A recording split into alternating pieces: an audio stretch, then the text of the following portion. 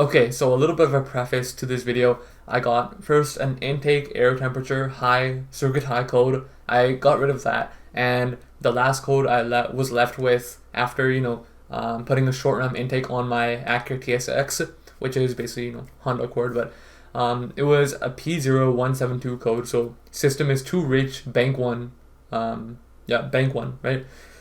So what that means is like it's obviously over-reporting how much air it's taking in, injecting more fuel, and then when it's going out the tailpipe, the O2 sensor tells the engine that it's actually a little bit too rich, the mixture that it just burned.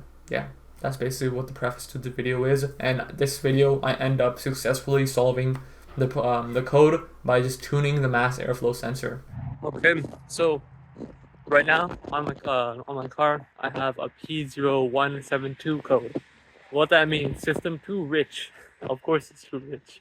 Okay, but what that means is I'm gonna have to go tune the ECU and change some parameters with the mass airflow sensor, because right now it is over reporting how much air is actually getting into the engine. As you can see, here's my car. A little bit scuffed. I mean, this is like the first car I've ever actually really modified. I don't know. Maybe you like it, maybe you don't. I honestly don't care. I'm just doing whatever, right? But first things first, don't want to damage this car. Okay, and yeah. All right, so let me show you the setup that I have right now. Okay. Ignore that, right? I don't. Okay, whatever. But I did not want to buy like a separate tubing for this because that's a waste of money. So I made my own, and I didn't find anyone that fit. I bought like so many. None of these like pre-made like Amazon mass airflow sensor housings work. So put my own one on there, RTV, and this is like the one I had off my old car.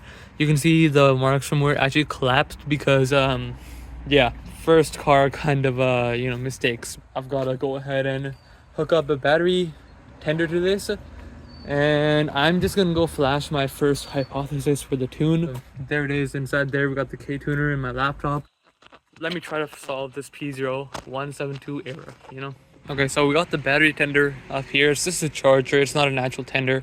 Now, if you've never tuned an ECU before, it will be super finicky to actually get it working, because the voltage has to be exact. It cannot be like 1 or like a half volt, in the wrong direction. So this is my little thing there. I'm just gonna go ahead and unplug this. There we go. Now what we have to do, we have to plug in my K-tuner and put it to ignition. So obviously I got so many accessories hooked up. I'm just gonna unplug all of this, turn the headlights off. I don't want any strain on the car. So turn the ambient light off, turn the underglow off. Okay, now I'm gonna go ahead and hook this up. So real quick, I'm just gonna shut it off because I don't want it to be, just messing around there for like longer than it has to. Okay, main parameters, map scaling, here we go. Scroll all the way through here. Shift click this. Okay, and Command J. Nope, Control J. Yeah, percentage adjustment -20 because that was my long-term fuel trim. A good way to start is to just decrease or increase by how much your fuel trim was. Let's turn on that. I think we should be okay to flash this. So I already saved it. We need to upload to. Let me turn off I'm still at 11.9 volts. Let me turn off the heater. 12. Okay, let's go ahead and try this. If it works correctly, you're gonna get like an SRS light, engine light. Yeah, TPMS, engine, SRS, airbag, all of that. All of those lights. Now I know it's working, so I just gotta really vigilantly check the battery voltage. If it drops any slight amount, you are so incredibly cooked. Just go ahead and buy a new ECU. You might have blown a couple of fuses possibly. Yeah, it's not great. This is a game of patience now. We just gotta wait and be super patient. Like it's still pegged at a constant 12 volts, so I believe I'm good. But you do have to make sure that either you have like a battery charger plugged into your garage and plugged into your battery either at 2 amps you're charging or 20 amps. I know that like for my charger it's a little bit weird where I have to start it at 20. It'll end up charging it up into around 12.7 volts. That's too much for this for some reason. Then as soon as I start flashing it, I'll drop it down to 2 amps. Battery voltage will slowly drop down to around 11.9, and then I'll flip it back to 20. I'll keep on doing that until I get it into the range where it's good. Then after that, then I'll start the flashing process. Let's key it off for at least 15 seconds. So, start counting. Okay, so now we're ready to turn it back on. Do not, I repeat, do not put it into the start position. Just ignition only.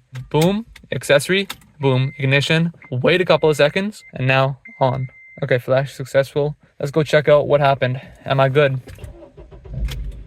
So now I'm gonna go check my short-term fuel trim. It's at 0, so I'm not sure if this is reporting correctly. Oh, there we go. 7, so it's adding fuel. So it seems to be adding around 7 to 10%. So before it was taking away 25%, now it's adding 5%. Let me take it throughout the RPM range. Oh, it's adding 20% in some locations, so.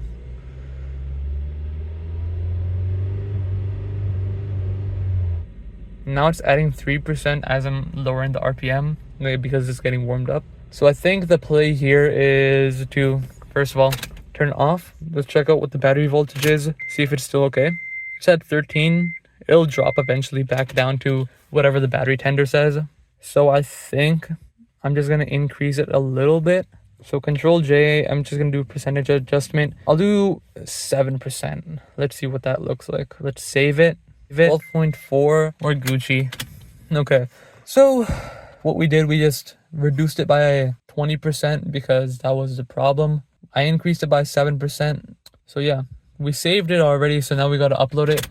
Let's wait for the SRS light. That way we know for the TSX, at least this generation, it successfully actually connected. You see no SRS light came on. Flash file, okay. That is great. Save, upload base code. Let's try this one more time. SRS light, please. Yep. There it is. All right, you hear all those motors going off, that little click. And again, you just want to wait at least 10 seconds, 15. Wait a couple of seconds for everything to kick on. Go here, flash successful. Now let's go clutch in, turn it on. Let's see what my short-term fuel trims are. I don't think it's going to show anything yet. We have to wait for it to actually start reporting properly. Okay, we're at 0 exactly. Minus 7.78. Plus 3, 0, minus 12. Okay. Let me just go through the RPM range a little bit. 2, 3, 1, minus. Okay, and now it's showing us 1 volt. And then, honestly, I think we're actually decent. Okay, I'm gonna do a pull, and I'll come back and do a data log, and let's see what happens. Okay, so I got my wallet. Can't let the ops pull me over. Honestly, sounds alright. There it is. I'm just data logging. A little bit sketchy, but yeah.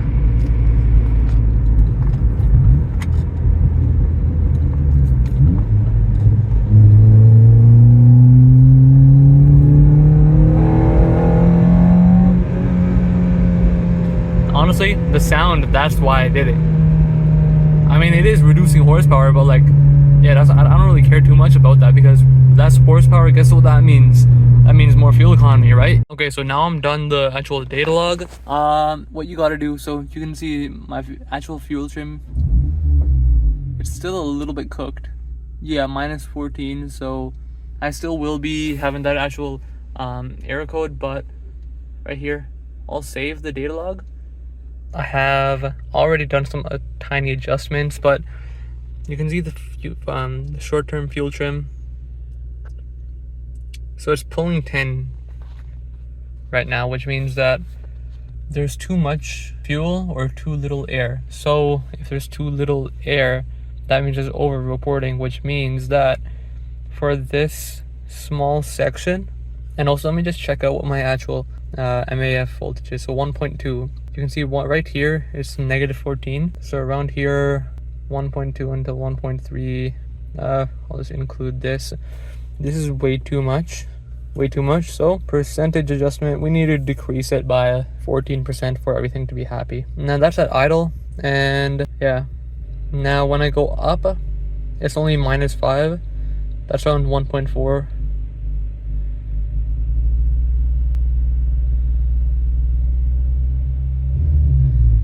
The thing is that the RPM limit is not actually like in closed loop, so it doesn't know what it's doing.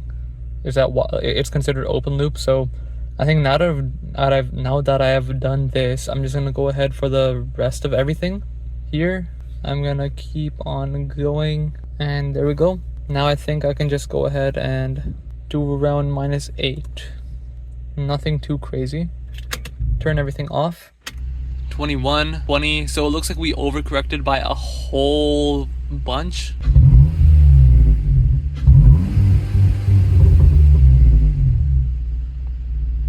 Let's wait for it to go back to closed loop. 16, yeah, 16 fuel trim. So we definitely overcorrected, so let's go ahead and redo this.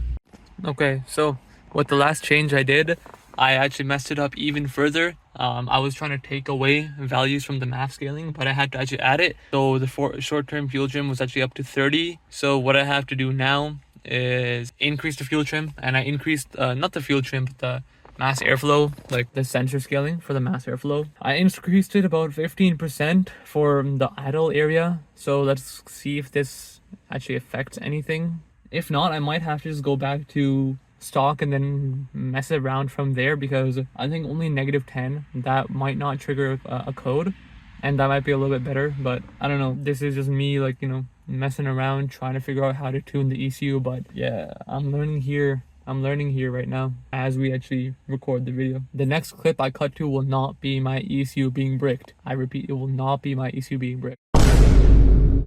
Either way, -2 fuel trim.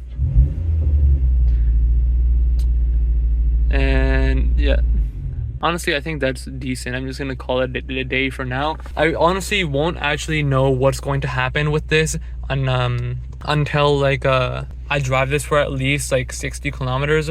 That's when I start to actually see the code pop up. So I'm gonna do that. I'm gonna take all this stuff off, and I will probably report back then. Okay, so it's been a little bit of time. I have driven, 60 kilometers. I've gone through basically, a couple of engine cycles. The code has not come back yet, so I'm pretty sure that solved it. So I think what was happening is the ECU, basically like a little summary, like I installed a short rim intake, right? And with that, it is drawing hotter air. So initially I got an intake air temperature circuit high. I fixed that, but after I fixed that, then what happened was it was drawing in hot air, and on top of that, it thought it was drawing in too much air. So if it's drawing in too much air, it's gonna inject more fuel, but when it's in closed loop. So basically the idea of closed loop versus open loop is open loop, basically the ECU does not have enough time to actually register the changes that are happening with like the O2 sensor. It can just do basic modifications from what I'm understanding about this.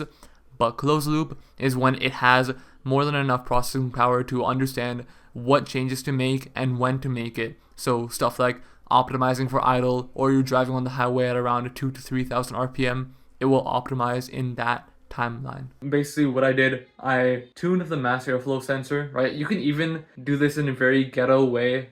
With the Corolla, what it had before, you can actually just have like a little voltage regulator, like some kind of like a bias thing. Like, I don't know how to explain it in electrical terms. I know how to explain it in audio terms though, because in audio you could just have like a, let's say you have distortion or something, you have like a little bias knob, and that biases the signal that comes out of that little actual effect. It's the same thing that in electrical, right? You just like have some sort of thing that would increase the bias of what the mass airflow sensor outputs. If you increase the bias a little bit or decrease it, you can basically have like a rudimentary form of mass airflow sensor tuning.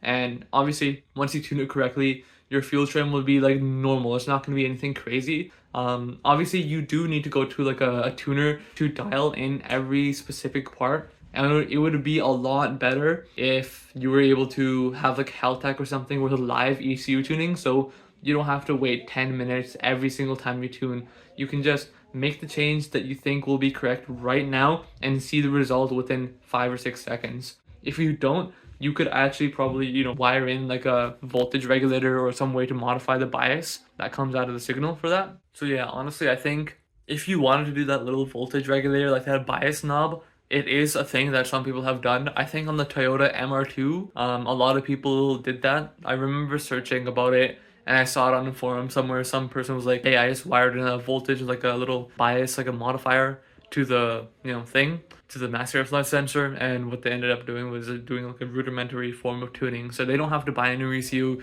They don't have to buy a tuner. They don't have to reverse engineer the actual ECU and jailbreak it themselves. They can just mess around with it like that. One thing I do want to say though, this is not a solution to the P0172 code. Unless you actually modified your engine in some way, this is not how you actually solve the problem. For most cases, this is like some other sort of problem, like there's a leak in your actual pipe or I don't know, something like that, right? But my thing was like airtight or like mostly airtight, as airtight as it like could normally be. But yeah, you just have to make sure that like this is the reason why, because like after I installed my short ram intake, that was the only mod I ever did. I got that code, so I know it was because of that. If you're just driving like a bone stock like car and you think buying like a tuner and trying to tune away the problem will help, it will not help. That's like reserved for like actually modifying parameters that you want to change. So yeah.